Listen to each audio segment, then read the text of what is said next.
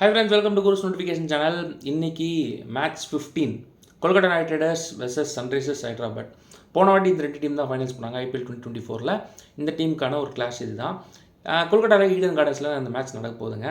Rahane கொல்கட்டாவை lead பண்ண போகிறாரு. முன்னாடி ஸ்டேஸ் லீட் பண்ணியிருந்தார். கேப்டன்ஷிப் மட்டும் மாறி இருக்குது கொல்கட்டாவில். அதே சமயத்தில் பேட் கமின்ஸ் வந்து எஸ்ஆர்ஹெச் லீட் பண்ண போகிறாரு. ரெண்டுமே ஒரு சூப்பரான சைட்ஸுங்க. ஸோ நாளைக்கு அதாவது இன்றைக்கி மேட்ச் வந்து ரொம்ப இன்ட்ரெஸ்ட்டாக இருக்க போகுது அப்படிங்கிறதுல எந்த டவுட்டுமே கிடையாது. என்னோட பெஸ்ட் 5 பிக்ஸ் அப்புறம் ப்ரெடிக்ஷன்ஸ் வின்னிங் ப்ரெடிக்ஷன்ஸ் பாசிபிலிட்டிஸ் அதெல்லாம் பார்த்தலாம். இது வந்து ஜஸ்ட் என்னோட ப்ரெடிக்ஷன்ஸ் தான், ஃபேண்டசி லீக்காகவோ எதுக்காகவும் கிடையாது. உங்களோட கமெண்ட்ஸ் இல்லை உங்களோட ப்ரெடிக்ஷன்ஸ் எதுனா இருந்தால் கமெண்ட் பாக்ஸில் நீங்கள் தாராளமாக மென்ஷன் பண்ணலாம், ஓப்பனில் தான் இருக்குது.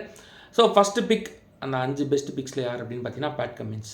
ஸோ பேட் கமின்ஸ் ஒரு சிறந்த பவுலர், அதை தாண்டி ஒரு சூப்பரான கேப்டன், அதில் எந்த டவுட்டுமே கிடையாது.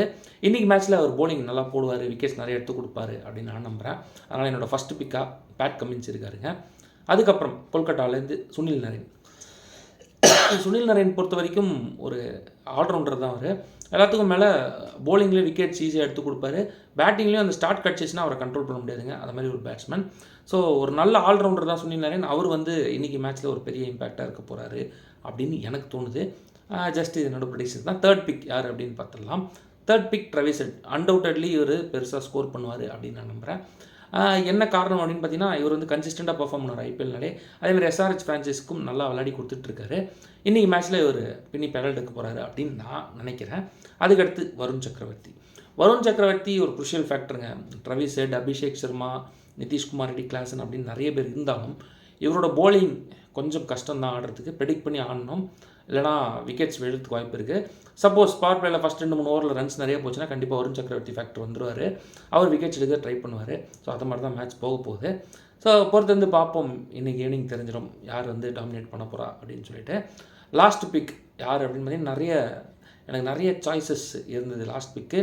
பட் ஆனால் இவர் வந்து இன்றைக்கி மேட்ச்சில் பெருசாக பர்ஃபார்ம் பண்ணுவார் அப்படின்னு எனக்கு தோணுது. யார் அப்படின்னு பார்த்தீங்கன்னா அஜிங்கிய ரஹானே. ஸோ ரஹானேயை பொறுத்த வரைக்கும் ஒரு டீசெண்டான பேட்ஸ்மேன், அதை தாண்டி ஒரு நல்ல கேப்டன், நல்ல வழி நடத்திட்டு வர்றாரு கொல்கட்டாவை.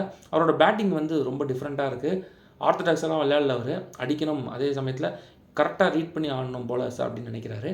அந்த விஷயத்தில் இன்றைக்கி மேட்ச்சில் கொல்கட்டாவில் வந்து அவர் பெருசாக ஸ்கோர் பண்ணுவார் அப்படின்னு நான் நினைக்கிறேன்.